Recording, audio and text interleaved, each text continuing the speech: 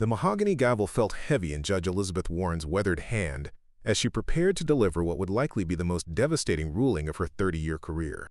The opulent courtroom, with its soaring ceilings and marble columns, seemed to mock the gravity of the moment as she looked down at the defendant's table, where tech mogul Victoria Sterling sat with her shoulders squared, despite the inevitable defeat looming before her.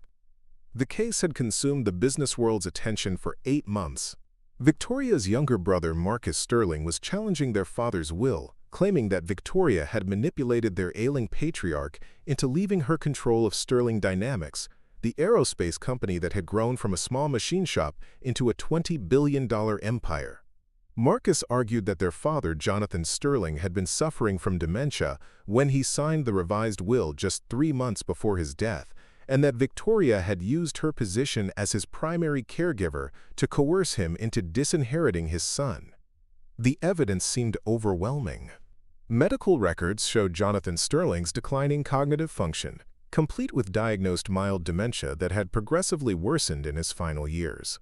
Psychiatrists testified that he'd shown signs of confusion, memory loss, and impaired judgment. Marcus had presented a compelling case that his sister had isolated their father from other family members, controlling his environment, and manipulating his deteriorating mental state to secure the family fortune for herself. Victoria's legal team had fought valiantly, but they couldn't overcome the medical testimony or explain away the suspicious timing of the will's revision. The original will had split the company equally between both children, but the final version left Marcus with only a modest trust fund, while giving Victoria complete control of the business empire their father had spent 50 years building. Judge Warren had heard 5 days of testimony, reviewed thousands of pages of medical records, and listened to expert witnesses dissect every aspect of Jonathan Sterling's mental capacity during his final months. The law was clear. If Jonathan had lacked the mental competency to understand the nature and consequences of his decisions, the revised will was invalid, regardless of his previously expressed intentions. Based on the evidence presented, Judge Warren began, her voice echoing through the packed courtroom, this court finds that Jonathan Sterling was suffering from significant cognitive impairment during the period when the contested will was executed. The medical testimony clearly establishes that he was experiencing symptoms consistent with moderate dementia, including confusion about time, place, and the nature of his relationships with family members. Victoria closed her eyes, feeling 20 years of dedication to her father's company slipping away. She'd worked 18-hour days to build Sterling Dynamics into an industry leader, had sacrificed her personal life to care for her father during his illness, and had followed his explicit wishes about the company's future. But none of that mattered if the court found him incompetent when he'd made those final decisions. Furthermore, the judge continued, the evidence suggests that Ms. Victoria Sterling had both the opportunity and the motive to influence her father's decisions during this vulnerable period. As his primary caregiver and the person with the most frequent access to him, she was in a position to exploit his diminished capacity for her own financial benefit. In the gallery, business reporters scribbled furiously, knowing this ruling would send shockwaves through the corporate world. Sterling Dynamics stock had already dropped 15% since the trial began, and a ruling against Victoria would likely trigger a complete collapse of investor confidence. Marcus Sterling sat at the plaintiff's table with barely concealed satisfaction, his expensive legal team nodding approvingly as the judge's words confirmed their victory. At 42, Marcus had spent most of his adult life feeling overshadowed by his brilliant older sister, watching her earn their father's respect and trust while he struggled with gambling addiction and a series of failed business ventures. This inheritance would finally give him the validation and control he'd always craved. But in the back corner of the courtroom, a small woman in a crisp black uniform shifted uncomfortably in her seat. Carmen Rodriguez had worked as the Sterling family's housekeeper for 18 years, maintaining their sprawling mansion with quiet efficiency, while remaining largely invisible to the family's dramatic personal lives. At 61, she'd planned to retire quietly with the modest pension Jonathan Sterling had arranged for her, but the trial had forced her to confront a terrible dilemma. Carmen possessed knowledge that could change everything, but speaking up would mean betraying the trust of a family she'd served loyally for nearly 2 decades. She'd watched Victoria grow from an ambitious young woman into a devoted daughter who'd sacrificed her own happiness to care for her father. She'd also observed Marcus's true character during his visits home, witnessing behavior that the court had never heard about. Therefore, Judge Warren continued, this court is prepared to rule that the revised will executed by Jonathan Sterling on March 15th is invalid due to the testator's lack of mental capacity.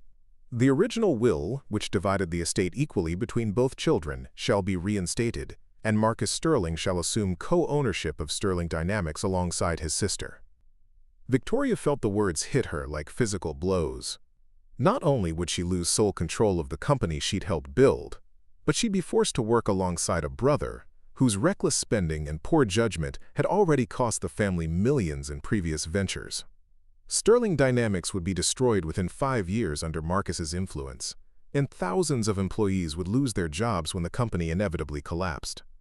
As Judge Warren raised her gavel to make the ruling official, Carmen Rodriguez rose from her seat with trembling legs. Her heavily accented voice cut through the courtroom's tense silence like a knife through silk. "Your Honor, please wait, I have something very important to say." The entire courtroom turned to stare at the small Latina woman who dared to interrupt a federal judge's ruling. Carmen's heart pounded so hard she could hear it in her ears, but she forced herself to walk forward toward the bench, knowing this might be her only chance to prevent a terrible injustice. "Ma'am," Judge Warren said sternly, "this is highly irregular. Court is in session, and I'm about to deliver my ruling." "Please, Your Honor," Carmen said, her voice growing stronger with each word. "I am Carmen Rodriguez. I work for the Sterling family for 18 years. I clean their house, I prepare their meals, I see everything that happens in that family. And there are things this court needs to know before you make this decision." Victoria's attorney, David Chen, jumped to his feet. "Your Honor, this witness wasn't on our list. We had no knowledge that Mrs. Rodriguez intended to testify." Marcus's lead counsel, Patricia Holmes, was already objecting. "Your Honor, this is completely improper. The evidentiary phase of this trial is closed." But Judge Warren studied Carmen's face carefully, recognizing something in the older woman's eyes that gave her pause. In 30 years on the bench, she'd learned to read people, and Carmen Rodriguez was clearly struggling with information that weighed heavily on her conscience. "Mrs. Rodriguez," Judge Warren said slowly, "do you have knowledge material to this case that hasn't been presented to the court?" Carmen nodded emphatically, her hands clasped tightly in front of her. "Yes, Your Honor. I know things about Mr. Marcus that his lawyers didn't tell you. I know things about Mr. Jonathan's mind that the doctors didn't understand. And I know the real reason why he changed his will." The courtroom buzzed with excited whispers as reporters sensed a dramatic turn in the proceedings. Marcus's face had gone pale, and he was whispering urgently to his attorneys, clearly disturbed by Carmen's unexpected appearance. Judge Warren made a decision that would change everything. "Given the magnitude of this case and its implications for thousands of employees, I'm going to allow Mrs. Rodriguez to speak. However, she must be sworn in and subject to cross-examination." Carmen approached the witness stand with quiet dignity, raising her right hand as the bailiff administered the oath. She'd never testified in court before, but 18 years of observing the Sterling family had prepared her for this moment in ways she'd never anticipated. "Mrs. Rodriguez," Judge Warren said gently, "please tell the court what you believe is relevant to this case." Carmen took a deep breath and began to speak, her voice clear and steady, despite her nervousness.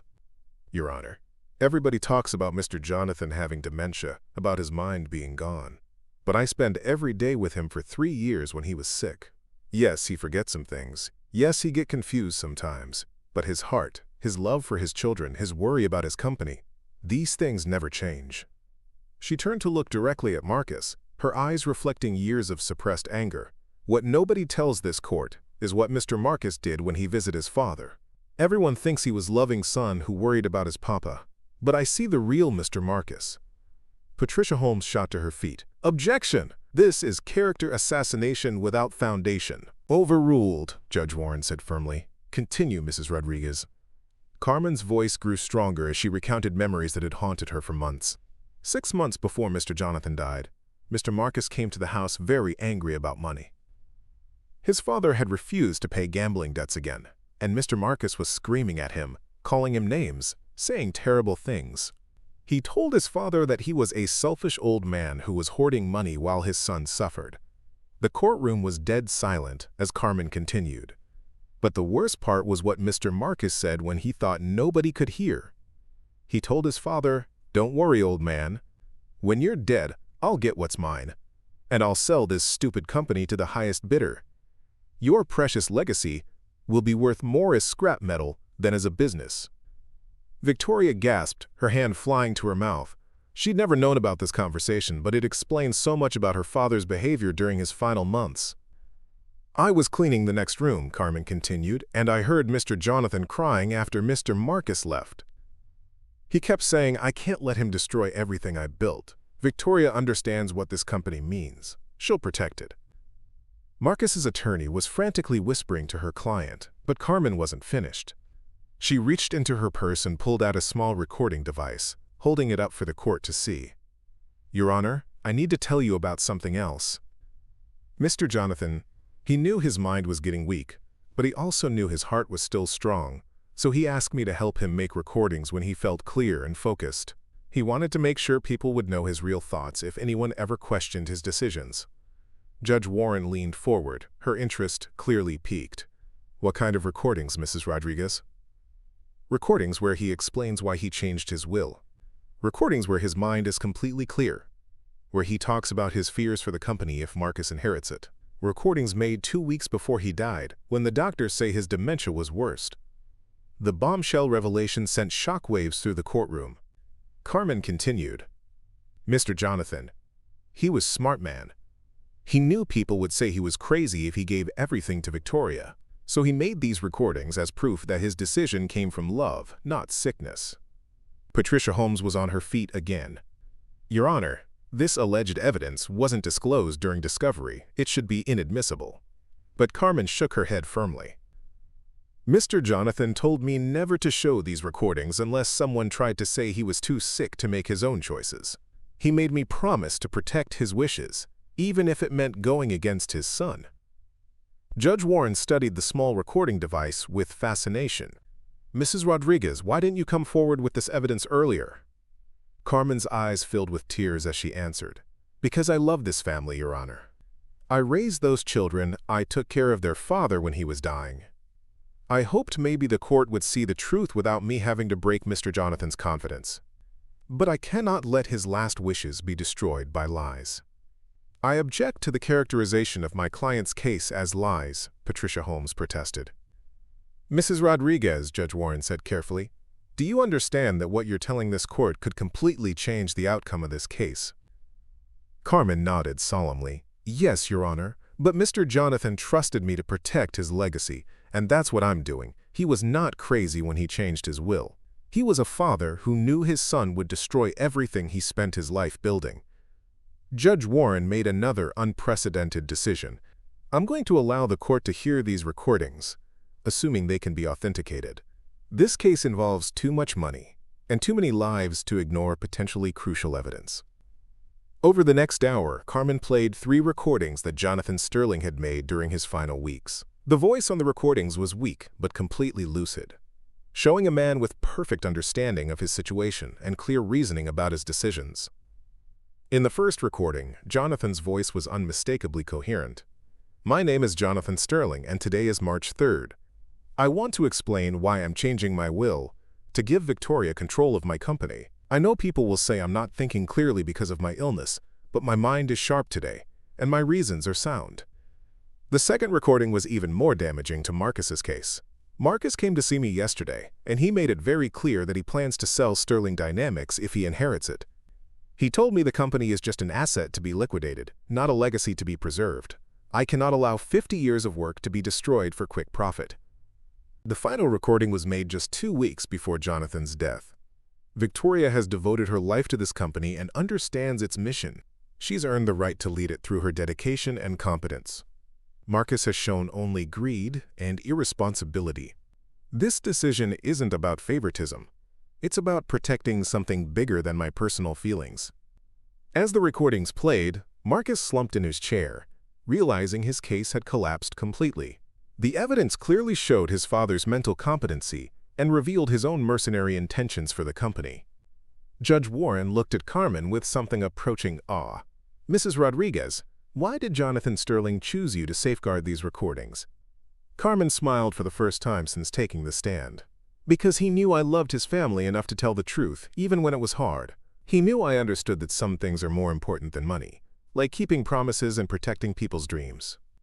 Based on this new evidence, Judge Warren announced, this court finds that Jonathan Sterling possessed full mental capacity when he executed his final will. The recordings clearly demonstrate his understanding of his decisions and his reasons for making them. The revised will shall stand as written, and Victoria Sterling shall retain full control of Sterling Dynamics. As the gavel fell, Victoria burst into tears of relief and gratitude. She turned to Carmen, who was quietly gathering her purse and preparing to return to her seat in the back of the courtroom. "Carmen," Victoria called out, her voice breaking with emotion, "how can I ever thank you?" Carmen approached the defendant's table with the same quiet dignity she'd shown throughout her testimony. "Miss Victoria, your father made me promise to protect his wishes. Today I kept that promise. That's all the thanks I need." But Victoria shook her head firmly. "It's not enough. You saved our company, you protected my father's legacy, and you told the truth when it would have been easier to stay silent. There has to be something I can do for you." Carmen considered the offer seriously, then smiled with gentle wisdom. "If you really want to thank me, Miss Victoria, promise me you'll run the company the way your father wanted, with honor, with care for your employees, and with respect for the legacy he left you." "I promise," Victoria said solemnly, meaning every word. As the courtroom cleared, Carmen Rodriguez walked quietly toward the exit, returning to her invisible role in the Sterling household. She'd spent 18 years cleaning and cooking for a family that rarely noticed her presence, but in one crucial moment, she'd proven that sometimes the most important person in the room is the one everyone overlooks.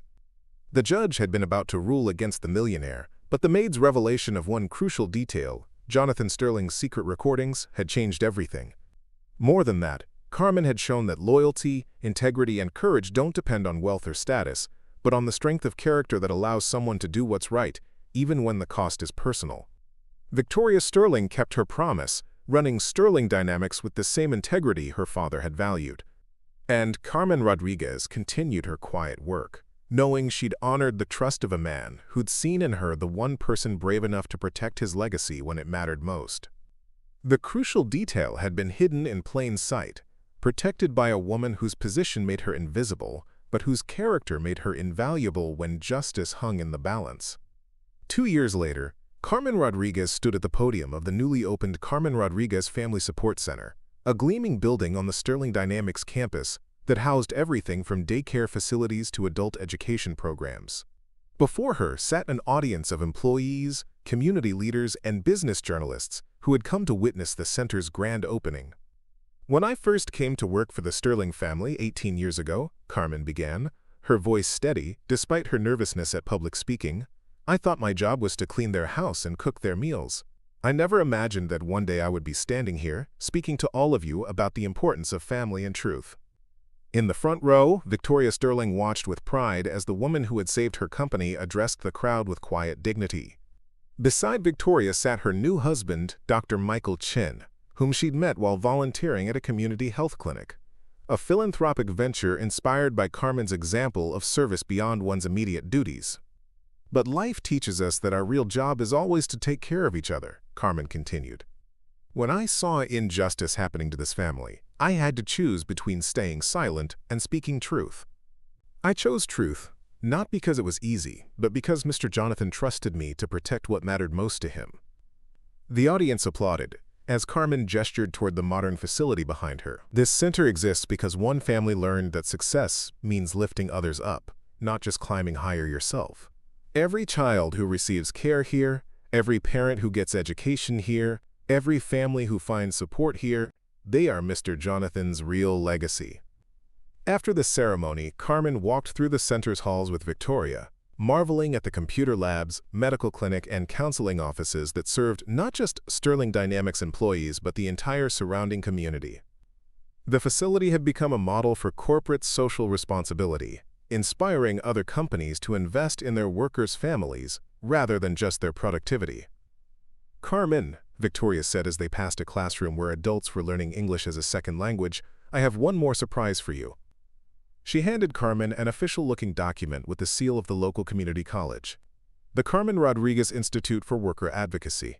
Starting next fall, they'll be offering courses in labor rights, financial literacy, and conflict resolution, all taught by people who understand what it means to work hard for modest wages. Carmen stared at the document in disbelief. "Miss Victoria, this is too much. I'm just a housekeeper who told the truth one time." "You're a woman who understood that silence in the face of injustice is its own form of wrongdoing," Victoria corrected. "These programs will help thousands of workers advocate for themselves, negotiate fair treatment, and protect their families' futures. You've given them a voice they never knew they had."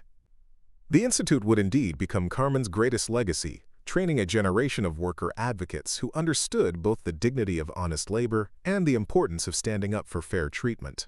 Carmen, now approaching her 64th birthday, had reluctantly agreed to serve as the Institute's first director, finally accepting that her wisdom was too valuable to waste on invisibility. 3 months after the Institute's launch, Carmen received an unexpected visitor at her modest home. Marcus Sterling stood at her doorstep, looking considerably older and humbler than the arrogant man who had tried to claim his father's company 2 years earlier. "Mrs. Rodriguez," he said quietly, "I know I have no right to ask, but could I speak with you for a few minutes?" Carmen studied his face carefully, seeing genuine remorse where once there had been entitlement and greed. "Come in, Mr. Marcus. Sit down." Over coffee in her simple kitchen, Marcus explained his journey since the trial. "After I lost the case, I was angry at everyone, at Victoria, at you, at my father. But living in Australia, having to work real jobs for the first time in my life, I started to understand what you and my father saw that I was blind to." He pulled out a letter written in shaky handwriting. "I'm starting a small business in Sydney, helping people with gambling addictions. It's not glamorous work, and it doesn't pay much, but it's the first time in my life I felt like I was actually contributing something worthwhile to the world." Carmen read the letter, which described Marcus's volunteer work at addiction recovery centers and his plans to use his business degree to help other problem gamblers rebuild their financial lives. "Why are you telling me this, Mr. Marcus?" "Because you were right to protect my father's wishes," Marcus said, his voice thick with emotion. "I would have destroyed Sterling Dynamics within 5 years. I was so focused on what I deserved that I never thought about what I needed to earn. You saved that company from me, and in a strange way, you saved me from myself." Carmen poured him another cup of coffee, recognizing the sincerity in his words. "Your father loved you very much, Mr. Marcus. He just wanted you to find your own way to be a good man." "I think I'm finally starting to understand what that means," Marcus replied. "And I wanted you to know that I'm grateful you had the courage to tell the truth, even though it meant going against me. It was the wake-up call I needed, even if it took me 2 years to hear it." After Marcus left, Carmen reflected on the unexpected turn his life had taken. Sometimes the greatest gift you can give someone is refusing to enable their worst impulses, even when they hate you for it. On a warm evening in late spring, Carmen sat in the Sterling Mansion's garden one final time before her official retirement. At 65, she had decided to step down from all her positions to spend time with her growing family of grandchildren, though she would remain as an advisor to both the Family Support Center and the Worker Advocacy Institute. Victoria found her there as the sun set behind the roses, both women comfortable in the silence that comes from deep mutual respect. "Any regrets?" Victoria asked, settling beside her longtime friend and confidant. Carmen considered the question seriously. "I regret that it took a courtroom crisis for me to find my voice. I regret that Mr. Jonathan had to die before his family truly understood each other, but I don't regret speaking up when it mattered most." "You know what I think about sometimes?" Victoria mused. "What would have happened if you hadn't been in that courtroom that day? If you'd been sick, or called away, or just decided to stay quiet?" "Someone else would have found another way," Carmen replied with quiet confidence. "Truth has a way of surfacing when good people refuse to let it stay buried. Maybe not that day, maybe not in that courtroom, but eventually." Victoria nodded, understanding that Carmen's intervention had been crucial not just for its timing, but for its reminder that courage can come from anyone, anywhere, when circumstances demand it. "The children at the center ask about you all the time," Victoria said with a smile.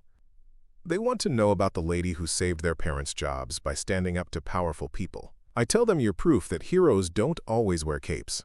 Sometimes they carry cleaning supplies and have the wisdom to know when speaking up is more important than staying silent." Carmen laughed softly. "I hope you also tell them that everyone has moments when they have to choose between comfort and conscience. I just happened to choose at the right time." As they sat together in the gathering darkness, both women understood that their relationship had evolved far beyond employer and employee. They had become partners in a mission that extended beyond any single family or company, the mission of proving that ordinary people can create extraordinary change when they refuse to accept injustice as inevitable. The judge had been about to rule against the millionaire, but the maid's revelation of one crucial detail had changed everything. More than saving a fortune or preserving a company, Carmen Rodriguez had demonstrated that true power doesn't come from wealth or position, but from the courage to speak truth when it matters most. In revealing Jonathan Sterling's secret recordings, Carmen had done more than change a legal ruling. She had reminded an entire community that justice depends not on the loudest voice or the biggest bank account, but on ordinary people willing to do extraordinary things when circumstances demand courage over comfort. The crucial detail had been hidden in plain sight, protected by a woman whose position made her invisible but whose character made her indispensable when truth needed a champion. And in that moment of choosing justice over silence, Carmen Rodriguez had proven that sometimes the most important person in any room is the one everyone overlooks, until the moment they choose to stand up and be heard. The Sterling legacy lived on, stronger than ever, because one woman understood that some promises are worth keeping, some truths are worth telling, and some moments are worth a lifetime of preparation for the courage to do what's right. The end.